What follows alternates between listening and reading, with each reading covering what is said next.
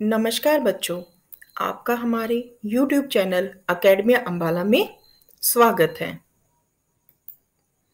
बच्चों, आज हम कक्षा तीसरी का पाठ 12 फैसला पढ़ेंगे। यह कहानी एक लड़के की है जिसका नाम है राजन। राजन एक किसान का बेटा था। वह बड़ा आज्ञाकारी और परिश्रमी था।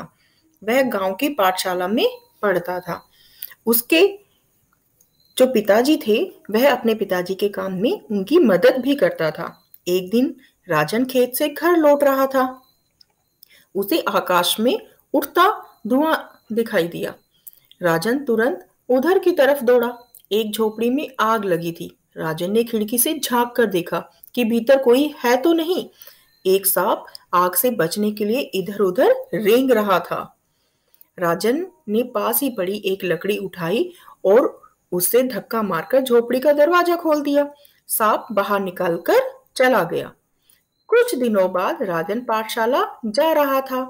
तभी उसके सामने वही सांप फन उठाए खड़ा हुआ। वह राजन को डसना चाहता था। राजन बोला, अरे तुम तो वही हो जिसकी मैंने जान बचाई थी। आज तुम मुझे ही मारना चाहते हो। सांप बोला, तुम मनुष्य हमारे शत्रु हो।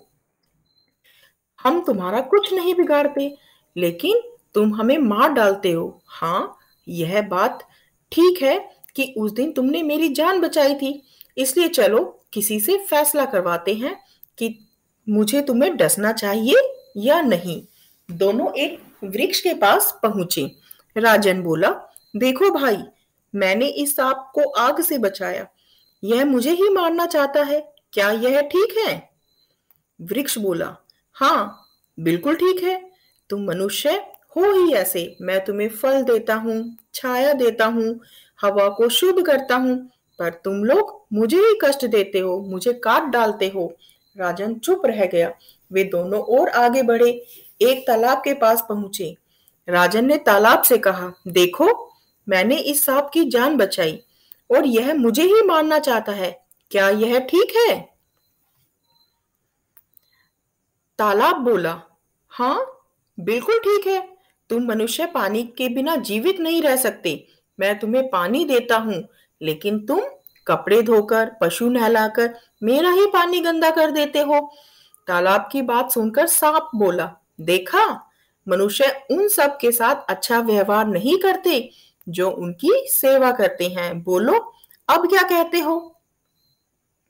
राजन ने कहा, चलो आगे चलते हैं। दोनों चलते चलते पाठशाला के समीप जा पहुंचे।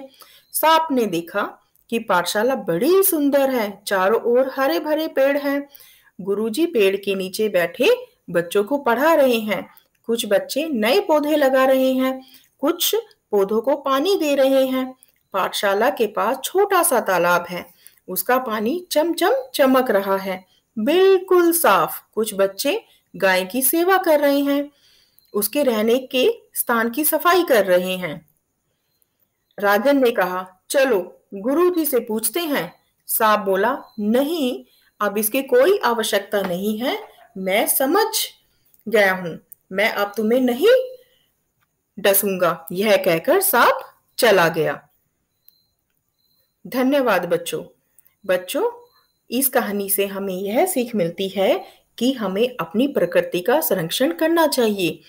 पेड़ पौधे, जीव जंतु, तालाब, पानी, हमें उन सबको बचाना चाहिए।